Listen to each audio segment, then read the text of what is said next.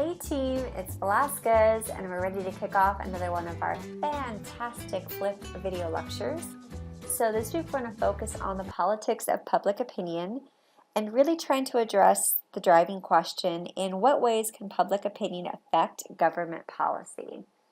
So let's take a step back before we take a step forward. Let's flash back a bit to the framers of the Constitution, right? Once upon a time in our discussion, we talked about how these framers hope to create a representative democracy with the challenge of trying to meet two different goals, right? First, one of their goals was to provide for popular rule, to actually give people an active voice in their government, right? That's a major drive. And reminder, we looked at the different principles that will hope to accomplish that, right, with federalism and representation and checks and balances and separation of powers. So the people were supposed to have control over what the lawmakers who represented them, right, actually get them to do what they want them or need them to do. The framers' second goal was to actually try to protect or insulate the government from the shifting, call it the whims, right, the fleetingness of maybe public that's not as informed or maybe is not aware of what the government should truly be doing for their society. So the system that the framers created has worked well for the most part, and research has shown that the government is responsive to public opinion. So public opinion, when I'm saying that, right, we're talking about the wishes of the people, what the people want. So at the same time, public opinion is not the only influence, I should say, of public policy, right? Other things that we'll be taking a look at, which you could probably already guessed, right? Not just what the people want, but political parties, which we explored, mass media, special interest groups, government institutions, right? Activists, public officials, right? All of those things are going to sort of filter in, right? Public opinion and shaping our democracy. All right, one of the first things I want to introduce, which we introduced last week when we studied political parties and political ideology, is this phrase which is called political socialization. Right? So what factors actually influence an individual's political attitude? So in this case, right, political socialization is the process in which we're trained, we're like indoctrined, right, to understand, to join a country's political world. So it usually starts when we're very, very young. For the most part, on the screen you could see right there. I'm sure most of you have stories when you think about being aware of politics, government, leadership, presidents. You probably maybe heard your parents' conversation, or maybe you heard something while they were watching the news, right, or their opinion. Obviously, school is a major factor when you're little, whether you realize it or not. Something simple, right, is the Pledge of Allegiance. You've said it for the most of your life, most of your school life, or you listened to it. Pledge allegiance to the flag of the United States of America, right? So this is, introduced, and we're sort of developing that, within your school setting. So besides home and school, some other things that could go into this, right? Your own personal experience, right? So individuals' personal experiences, the way we interact with the political and economic systems, is going to influence your views. So, things that come to mind, right? Your identity comes to mind, right? Whether a person is, old or poor or rich or young or rural or urban, or from the east coast of the country or from the south, whether we're talking about a person of color or if we're talking about white or male or female, right? All of those things could definitely factor in your political socialization. Mass media, if we're talking about social media, if we're talking about news sources. So all of those things will factor in what we call, again, how you develop your ideology, your choice of political party, and how you understand your political views. All right, so the question right here then, so if we're talking about your political socialization, and in this case public opinion, what exactly is public opinion?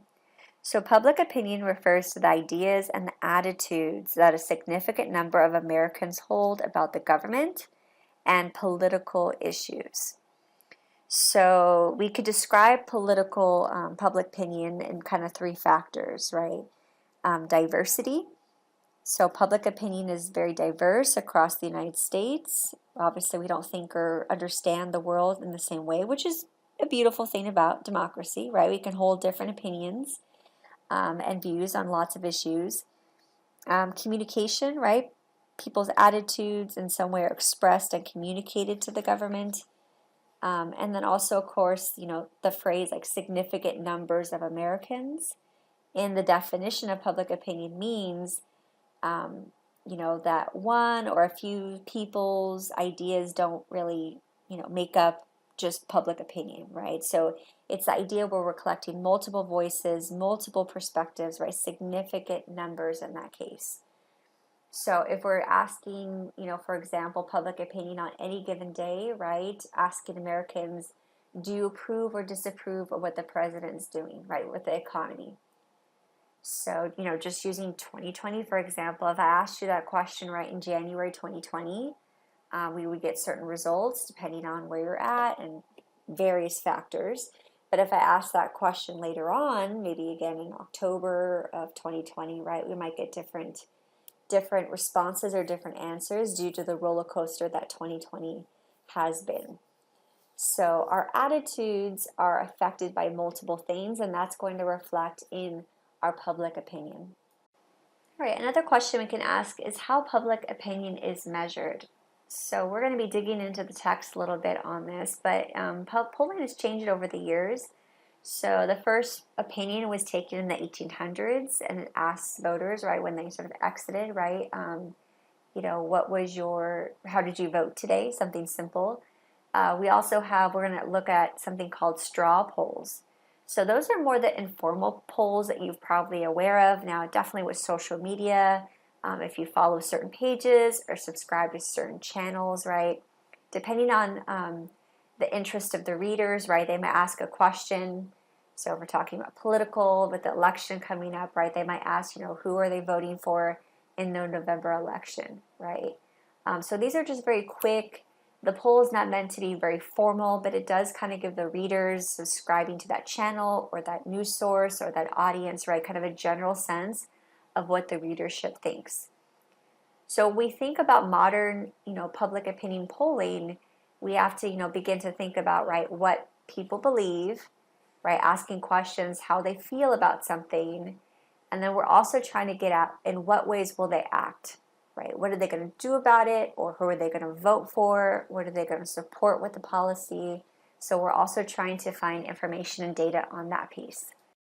All right, so when we start looking at different polls, whether we're looking at more formal polling institutions and organizations, or if we're looking at straw polls, we want to begin asking some questions, right? So one question that I want you to consider asking is who was interviewed, right? When we're looking at polls, generally speaking, the accuracy of poll really depends on the degree of the characteristics of people being interviewed, making sure it's really similar to those in the group that it's supposed to represent.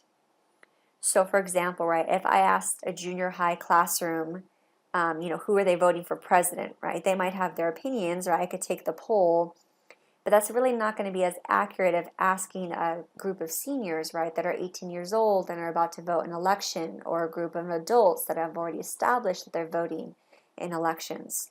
So that is a little more accurate in that case. Another thing to consider is the greater number of people interviewed, the more likely the prediction is to be accurate.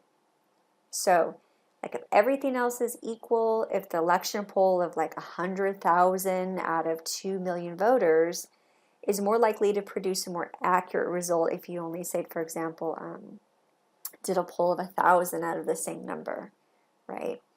You should also think, again, those interviews should be usually selected in a random fashion. So this is usually done to avoid or lessen the possibility of sort of any bias. So it's really designed to really get a snapshot of what the results could be regarding that candidate or that issue. All right, we also want to consider under what conditions were the interviews conducted. So generally speaking, unclear or biased or like emotionally charged questions, they're going to produce misleading answers, and it's actually going to weaken the accuracy of the polling results. So questions like, how do you feel about candidate blank? Or are you planning to vote for candidate blank? Are you? So those would be kind of suspect, right? Also, if the people being polled are asked to be, if they're given a set of responses to choose from, you got to make sure that there's a number of alternatives that are acceptable to choose.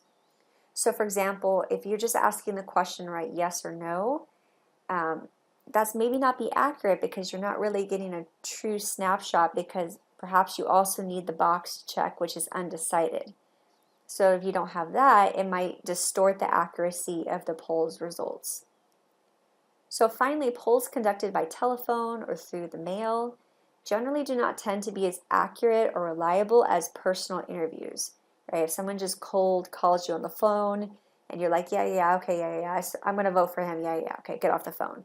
Or maybe as you are reading the poll, maybe you don't understand the question, so maybe you're misinterpreting in some way. So if you're there live, face to face, you can really get the question clarified, and that tends to give us more accurate result. All right, so when was the poll conducted, right? It should be noted that the results of polls are representatives, however accurate, of the preferences, the views, the feelings of the particular group at that one point at time. Remember, it's just a snapshot.